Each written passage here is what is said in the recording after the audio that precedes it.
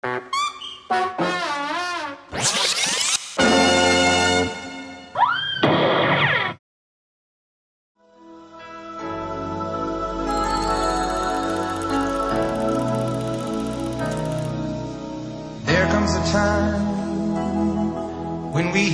1985, l'année de tous les records. Des taux de réussite au bac inégalés confortent le pouvoir mitterrandien. C'est encore grâce à vous que nous venons de battre ces derniers mois le record absolu. Grâce à une certaine classe d'un certain lycée de Perpignan. Coluche et Thierry Leluron se marient. Pimpin et Amory aussi. Ils scellent leur union dans le plus grand secret. Michael Jackson sauve le monde avec Viens au revoir. La même année, ces mêmes lycéens produisent un film qui restera longtemps dans les annales du bac. 25 ans après, nous avons retrouvé leurs traces. 1, 2, 3, whisky!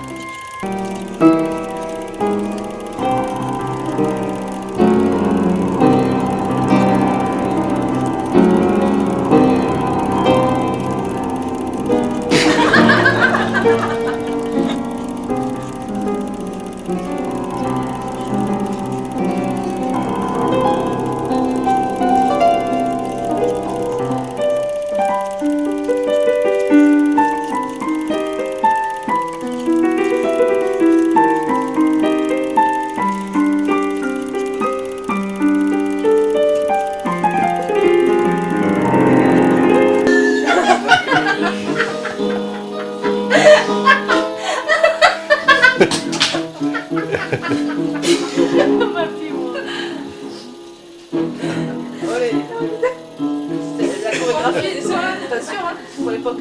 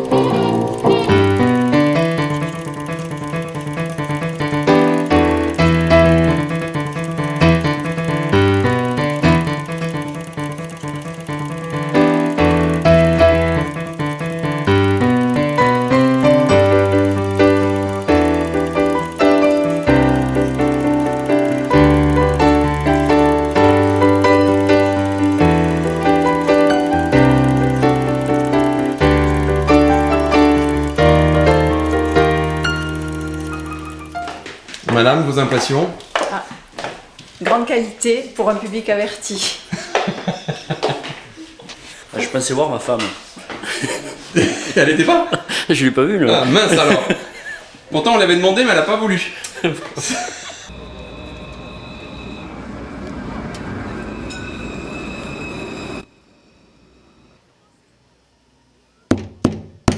Entrez.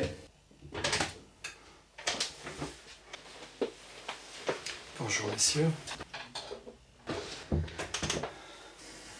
Asseyez-vous.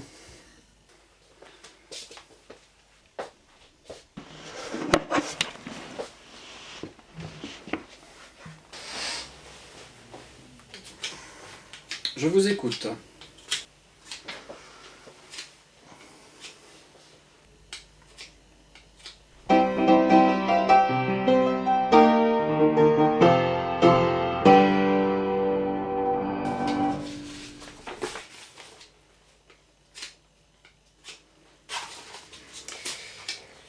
Alors, il y a 25 ans, vous écrivez, produisez et réalisez Baccalauréat Jones et la bulle maudite, et vous interprétez un personnage 100 fois imité, jamais égalé. Quel souvenir gardez-vous de cette expérience? Alors, c'était mon premier film.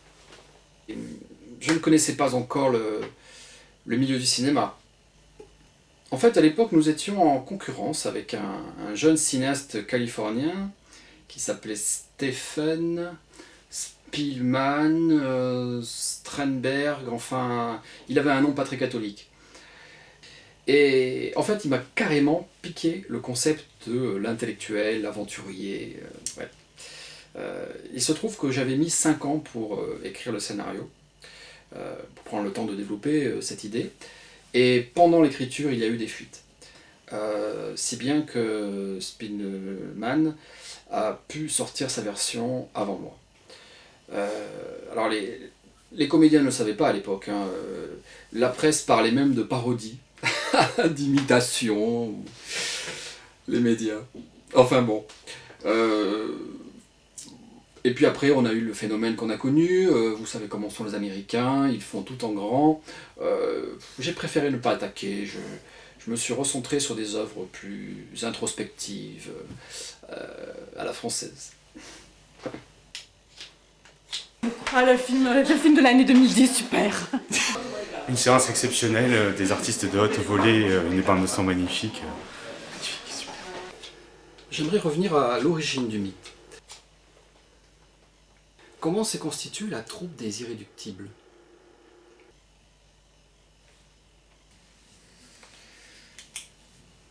Nous nous sommes rencontrés sur le tournage de Laurence de Perpy, dans lequel nous avions tous des petits rôles. Ouais, nous débutions. Ouais.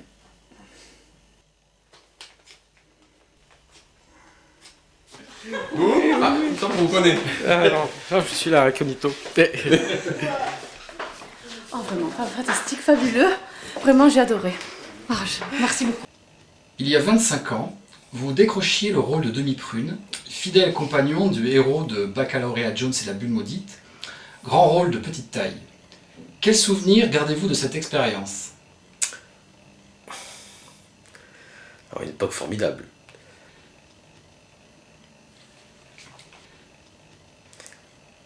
Mais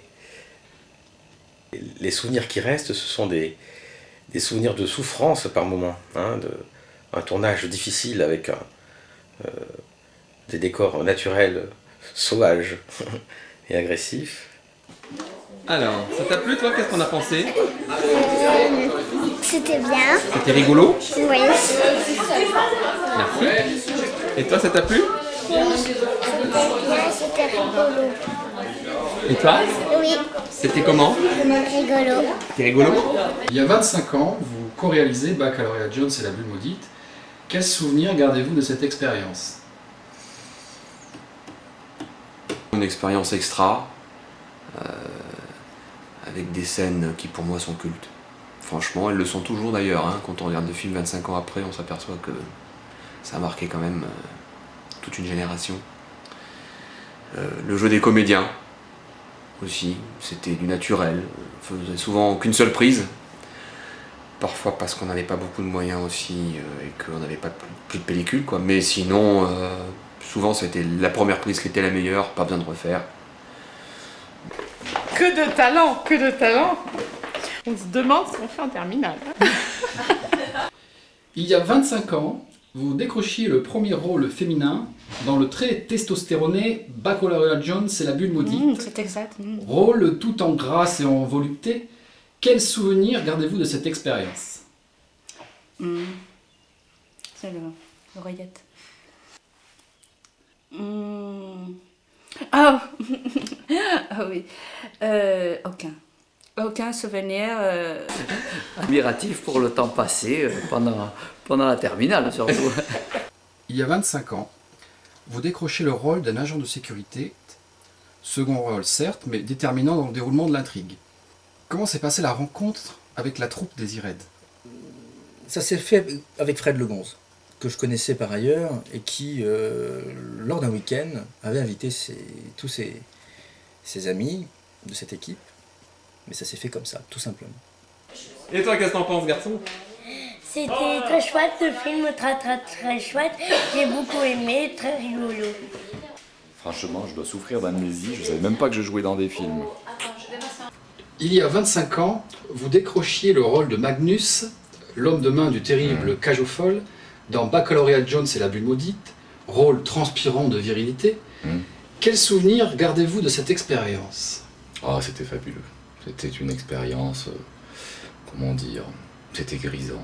En plus, nous faisions, non pas une parodie, mais une pâle imitation de notre série préférée. Et j'ai trouvé finalement, en bout de compte, après avoir visionné les premiers rushs, qu'on était même meilleur que notre modèle. Oui, non, c'était un rôle de transpirant, comme vous dites.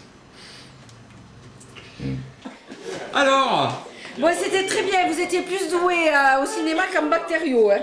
Ça c'est sûr, hein. C'était trop bien. Comment avez-vous choisi le comédien pour interpréter le premier rôle? Nous avons fait des essais, tout simplement. Oh, il n'y avait pas photo entre les deux prétendants au rôle. Ça a été vite vu.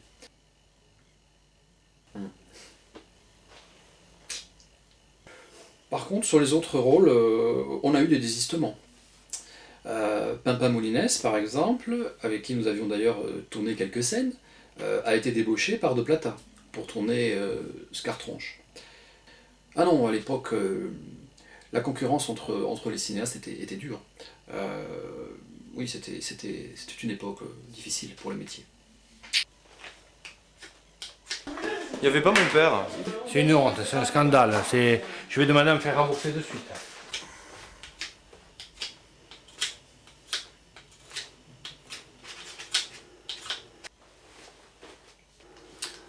Un tel rôle doit laisser des traces.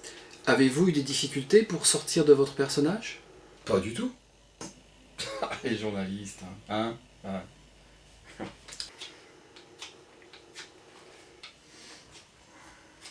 Pourtant, le chapeau...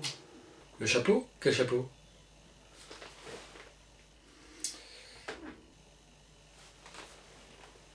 Merci, je le cherchais justement. En fait, il ne s'est jamais remis du succès de l'autre acteur, Harrison, un nom de voiture, Fiat. Et depuis, je m'en occupe. Enfin, le succès public et critique fut retentissant, le film est devenu culte. Oui, c'est vrai. D'ailleurs, nous devons beaucoup ce succès au Festival de Cannes. Dans les soirées off notamment, où le IOP s'est investi à donner de sa personne pour courtiser les attachés de presse, qui faisaient le succès d'un film, et qui étaient toutes lesbiennes à l'époque. Ouais. Primé à Cannes, hein, ça c'est sûr. Ah, j'ai regretté de ne pas avoir redoublé ma terminale. Hein. Est-il vrai que le réalisateur Fred Legonze était très dur avec vous sur le tournage pour vous faire entrer plus facilement dans votre personnage d'agent de sécurité? Oh, ça c'est une fausse rumeur. Il a toujours été tolérant avec moi, dans la mesure où je débutais. Il m'a poussé, vous savez, c'est quelqu'un de très... qui pousse les acteurs au fond d'eux-mêmes. Donc il est très pointilleux, il essaye toujours de sortir la substantifique moelle du métier d'acteur. Donc non, il n'a pas été très dur, il a été persévérant.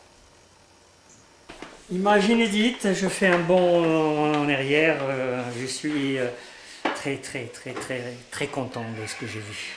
Bravo l'équipe. Et puis moi, j'ai découvert mes fils comme des acteurs super.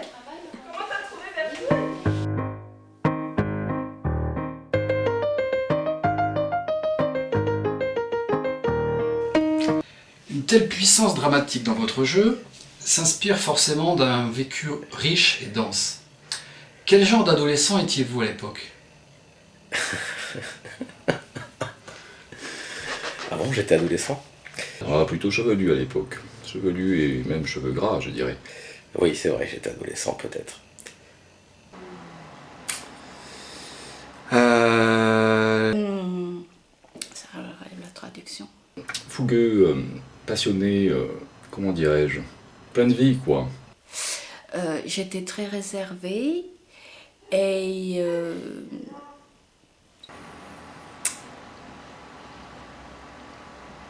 À l'époque, j'avais même pas de carte de sécu, j'avais même pas de papier, même pas d'e-ball en poche, et on vivait comme ça, en fait.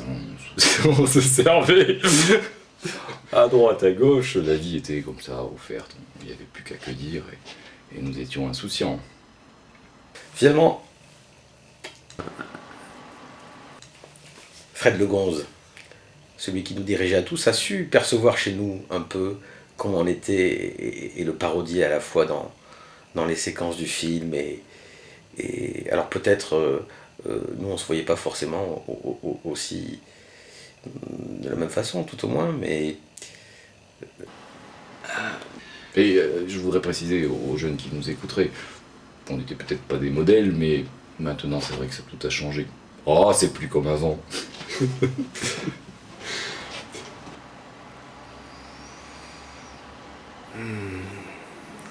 Je sais pas, un adolescent libre et heureux de l'être.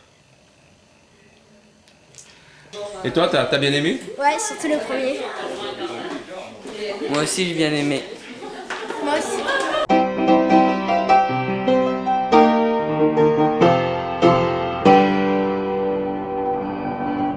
Alors en plus de la co-réalisation, vous apparaissez dans le film en personnage de constipé. Prestation courte mais inoubliable. Alors la légende raconte qu'à l'origine, vous deviez incarner un méchant aux commandes d'un hélicoptère à la poursuite du héros, lui-même à la tête d'une caravane de dromadaires. Il paraîtrait que le jour du tournage, vous étiez tellement malade, vous avez eu l'idée de remplacer cette séquence par le personnage du constipé. Faut dire que la veille, on avait mangé avec donc tout le staff, on avait mangé dans un resto vietnamien et il y avait beaucoup de riz. Et j'en ai même trop mangé, quoi. Et il était absolument impossible pour moi de réaliser cette séquence. Et j'ai dit, écoutez, c'est pas grave, on va la remplacer. Et puis, ça coûtera moins cher aussi, quoi. Mais c'est pas facile, hein, quand même. Imaginez, c'est une scène, il y a beaucoup d'intimité quand même, hein, dans ce genre de séquence. Mais ça rend bien, au final. Ça rend bien. Alors toi, tu ne connais pas, mais tu regrettes, hein? Ah oui, vous êtes malade depuis vraiment longtemps. Alors les fans s'interrogent encore aujourd'hui sur la moustache de votre personnage de Magnus. Était-elle vraie? On prétend que c'était votre idée. Qu'est-ce qui vous a inspiré un tel génie créatif? Je sais pas, une compensation, une capillarité déficiente déjà à l'époque. Pouvez-vous en dire plus? À l'époque, je ne présageais pas de devenir ce que je suis. En fait, à vrai dire, je voulais devenir Yul Brynner. Et j'y suis presque arrivé. Et donc l'histoire de la moustache n'était pas simplement pour préparer une calvitie précoce ou à venir. C'était simplement une impression de virilité qui s'ajoutait déjà à la virilité affichée par ma capillarité forte et mon assurance virile et mâle. Donc j'ai voulu me faire plaisir. J'ai dit tiens, Magnum a une moustache, pourquoi pas moi? Ça vient de là donc? Bien sûr. Eh oui. Bien sûr. Oh, c'est formidable. Alors? Mon préféré, Magnum. Super. Alors, les fans s'interrogent encore aujourd'hui sur votre fameuse confrontation avec le requin dans la piscine, prêtée pour l'occasion par l'Aquarium de Monaco. Alors, on prétend que vous l'auriez mordu entre deux prises. Vous n'aimez pas les animaux? Oui, cette scène, je me rappelle cette scène et la justesse avec laquelle je l'ai jouée, il n'y a aucun souci. Donc, Non, j'adore les animaux. Peut-être moins les requins, mais c'est plus ancien que cette époque-là, quoi qu'il arrive. Et pourquoi l'avez-vous mordu? Alors c'est vrai ou c'est une rumeur? C'est une rumeur. J'ai mordu un requin. Non, c'est une rumeur, effectivement. Vous travaillez pour quel magazine? Oh bah, pour 30 millions d'amis, bien sûr. Ouais.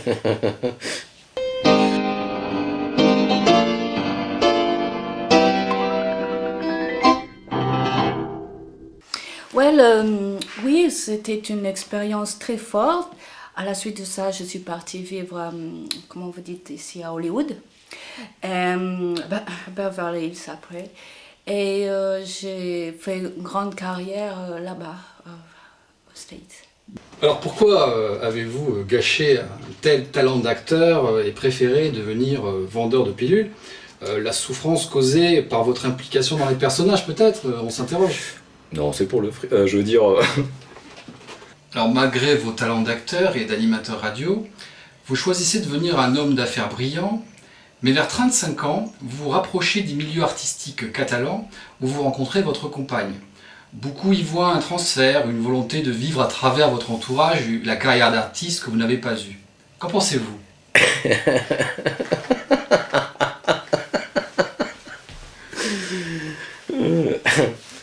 Oui. Ouais. Comment dire? Acteur, non, je me suis fâché avec Cameron. Il m'a énervé. Il m'a proposé un cachet minable pour un rôle de série C, même pas série B. Et j'ai pris la mouche, j'ai dit non. Non, non. C'est ça, c'est exactement ça. Sur ces questions-là. C'est l'art qui m'a rattrapé. Ouais.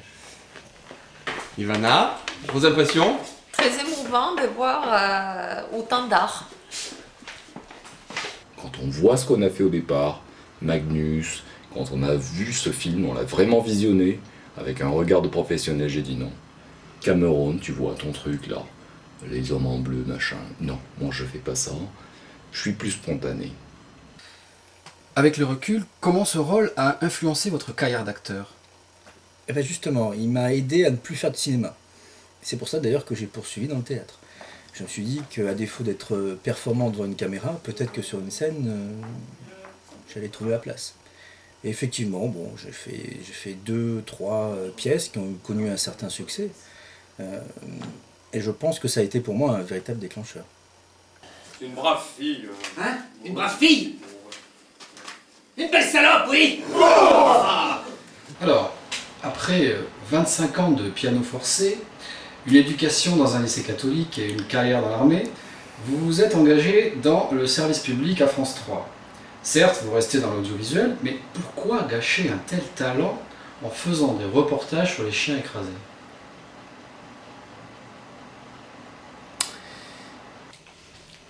Alors, vous avez largement financé les productions IREDS à travers votre fondation Chaussures Codogniès. Les observateurs avertis s'entendent pour dire que la publicité engendrée par le succès des films et des albums est pour beaucoup dans votre fortune actuelle. Qu'en est-il exactement? Alors, non, on peut pas dire ça, en fait. C'est peut-être aussi la possibilité pour moi d'exprimer un talent de comédien. Vous n'êtes pas sans savoir qu'il m'arrive de présenter le journal assez régulièrement, et donc je fais le comédien qui présente le journal tous les jours à midi et tous les jours à 19h. C'est vrai que cette production-là a été absolument rentable, hein, il n'y a pas de souci. Ceci dit,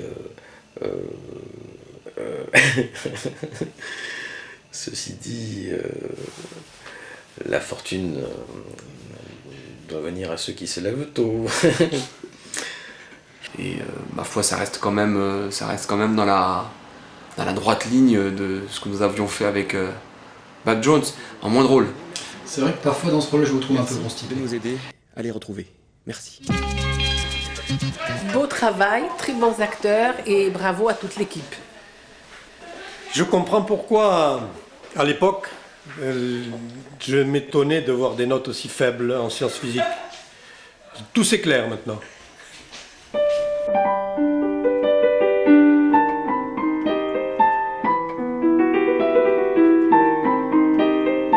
Les fans fans s'interrogent encore aujourd'hui sur ce qu'il s'est passé derrière les buissons. Donc dans le film, on vous a prêté à l'époque une relation avec votre partenaire masculin, l'agent de sécurité interprété par Stéphane Sanchez. Pouvez-vous nous en dire plus? Oh my God, qu'est-ce qui s'est passé derrière le buisson? Bah oui. Effectivement. Le buisson s'en souvient certainement encore. Mais ça ne s'est pas fait derrière les buissons, pour la simple et bonne raison que derrière les buissons, il y avait tous les assistants réalisateurs qui étaient donc cachés derrière les buissons, ce qui était un peu compliqué. Non, non. Mais en fait, ils y sont tous passés. En fait, il n'y a pas que l'agent de sécurité. C'est pour ça que je suis montée CEO. Bon, ça s'est fait par la suite, effectivement. Une histoire très courte. Passionnée, mais très courte. Oui, mais... Pardon, monsieur et madame Sanchez, je sais qu'il était très jeune à cette époque-là. Justement, la famille de la victime a porté plainte pour détournement de mineurs et la justice américaine a même demandé l'extradition. Non, écoutez, je vous envoie mon avocat, ça ne peut pas aller du tout. Non, c'était il y a très longtemps, il y a prescription. Je ne veux pas rien savoir. Non, arrêtez, coupez.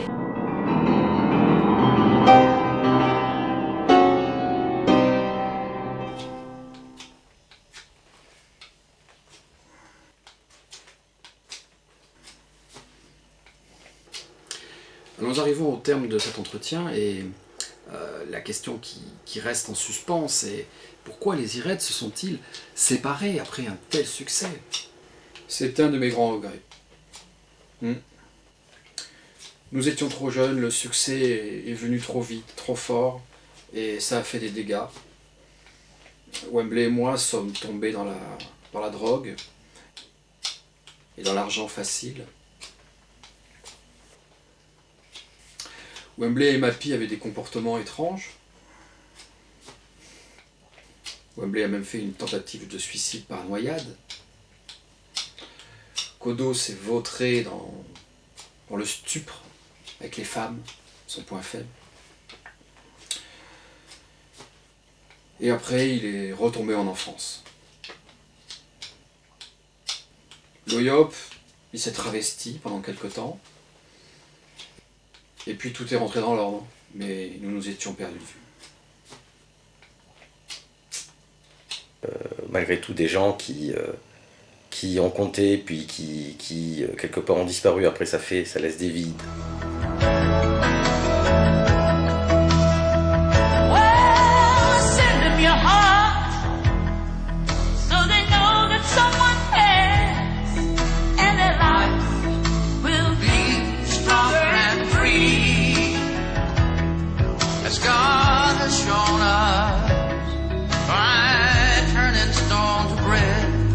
So we all must lend a helping hand.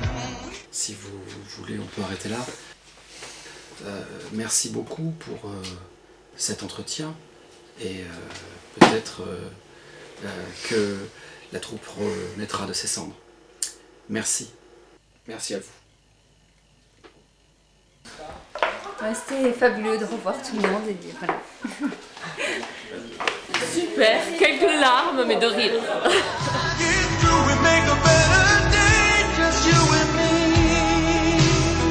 Avec le recul, force est de constater que Michael Jackson n'a rien sauvé du tout. Pas même lui.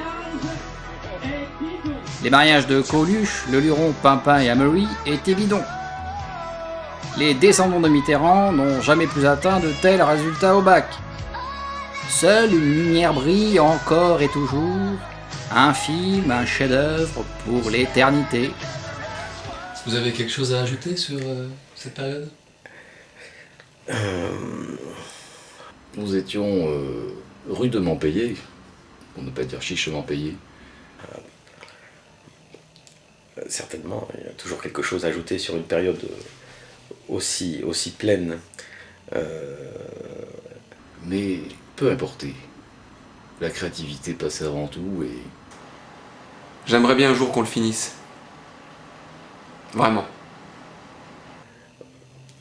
Une période absolument fabuleuse dont on se souvient avec plaisir et... Ça va pas être facile, parce qu'on est un peu tous éparpillés, mais... Avec l'expérience qu'on a maintenant, peut-être qui effectivement a dirigé notre carrière à tous après dans le reste de notre existence. En matière de direction de comédiens, Nous espérions que des réalisateurs un peu plus arrogants nous auraient visionnés et appelés vers eux, mais non, ils nous ont snobés. Je pense qu'ils avaient peur de nous. en matière de faisabilité et moyens techniques, je suis sûr qu'on peut le finir.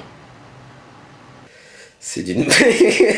J'adore ces terres émerveillées que vous prenez quand je dis des grosses merdes comme ça. Se retrouver devant vous, devant une légende comme ça, vivante, j'avoue que c'est très émouvant. Enfin, pour moi, c'est un sommet dans ma carrière. Oui. Et oui, c'est du travail, hein, c'est un métier. C'est un métier, non, c'est vrai. Je pensais que ça ne va pas être facile d'interviewer des stars. Ouais, tout le plaisir est pour moi. Une période finalement qui est ancienne et qui finalement est remis au goût du jour. Aujourd'hui, le cinéma est bien derrière moi.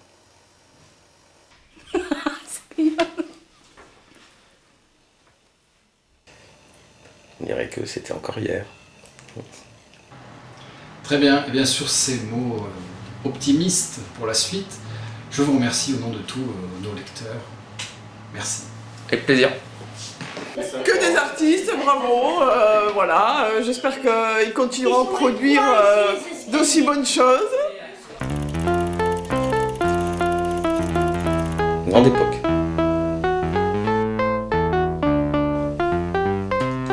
Des tournages. À la rentrée 85, on s'était dit que c'était... Vous savez comment sont les médias. Enfin bon. Avec la chimie. Avec la chimie. On savait pas qu'à cet âge-là. Une telle puissance dramatique s'inspire forcément d'un vécu riche et dense. Au resto du cœur. J'aime bien, il y a des questions ouvertes. Dans l'amphi, on espérait tous comme des mômes d'avoir le diplôme. Avoir le diplôme. À part Rosine qui était partie pour torcher sa petite Sylvie, alors qu'elle attendait en une autre portée. Une autre portée. C'est là que tout le monde comprit que l'enseignement à la fac n'était pas pour nous les conscrits du travail en vrac. Du travail en vrac. L'annonce qu'on applique un peu trop, c'est la méthode de la petite graine. Un seul coup sur une centaine arrive au cerveau. Arrive au cerveau. La la la la la la la. La la la la la la la la la la. Arrête tout de suite, c'est pas possible, faut pas tenir. Ce sont des souvenirs de plus en plus obscurs parce que après le tournage, c'est vrai qu'on s'est tous séparés, on n'a pas des nouvelles de tous. Le pauvre Marc Codoniès a décidé de faire du commerce. Il adorait suivre les traces, l'amour des godasses. L'amour des godasses. Au lycée c'était le roi de la triche. Il faisait ça sans avoir honte. Il continue avec les quiches, la vente des ponts. La vente des ponts. Les forces de l'armée française ont trouvé un petit balèze. C'était la dernière séance. Vive la République, vive la France.